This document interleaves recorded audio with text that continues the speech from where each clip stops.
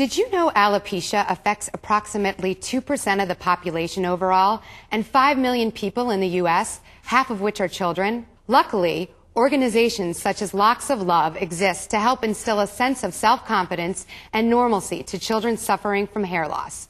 And joining us today is Madonna Kaufman, as well as Jordan Miller, owner of Jordan Jewelry and designer of the Locks of Love necklace. Welcome, ladies. Thank you, Holly. Hi, thank you, Holly. Now, Madonna, I understand that you founded Locks of Love because you yourself struggled with alopecia.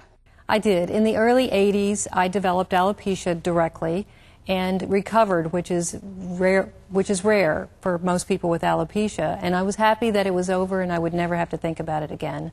Unfortunately, 15 years later, my 4-year-old daughter was diagnosed with alopecia, so it affected me directly and indirectly as her mother. How does Locks of Love decide who they're going to help? Our children, our recipients, mostly have an autoimmune disorder, as you said, called alopecia. It has no known cause and no known cure. Other children that come to Locks of Love are cancer survivors, children who have a handful of dermatological conditions that cause medical hair loss. Now, tell me, how do these hair pieces actually help children's self-esteem? These children lack a sense of self, so they become ostracized from their peer group. Once they get back into school with the prosthesis that we provide for them, they become part of their peer group again. They get their confidence back and they get their self-esteem back. Now, I understand all these hair pieces are one of a kind and very expensive, and they're manufactured to each child's head? They are. They're custom made to fit one child and only one child, and because they're custom made, they're very expensive. They retail for between $3,500 and $6,000.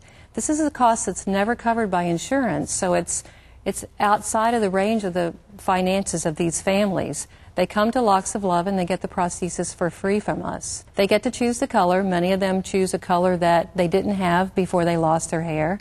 Is this hair donated? Tell me about this This piece of hair. This is obviously a hair donation. It's bound at the top. It's very important that we know the direction that the hair is growing in. It's also important to know that we don't color treat the hair. When a child chooses blonde, I'll choose this ponytail to go in that prosthesis. We don't mix the ponytails and then dye it blonde. Right. One of the great things about Locks of Love is that you don't need to donate your hair to help. You can purchase the official Locks of Love Magnolia necklace. Jordan, how did you come up with this idea? The magnolia flower represents dignity and perseverance, and I just felt like these were the perfect traits for someone who wants to support Locks of Love to wear this necklace to show this symbol of their grace and beauty through this life experience. The necklace does come in 3 different versions. There's a sterling silver version, a vermeil version, and a 14-karat yellow gold. They can all be purchased on locksoflove.org, where there's a banner that you click on this and you can go straight to the site to purchase these necklaces. And 25% of the proceeds go directly to Locks of Love. So where can we go to find more information on Locks of Love? www.locksoflove.org can give you all the information about donating your hair, about buying an official Locks of Love necklace, about sponsoring a child, everything you need to know. Well, thank you so much for coming today. Thank you, Holly. Thanks for having us.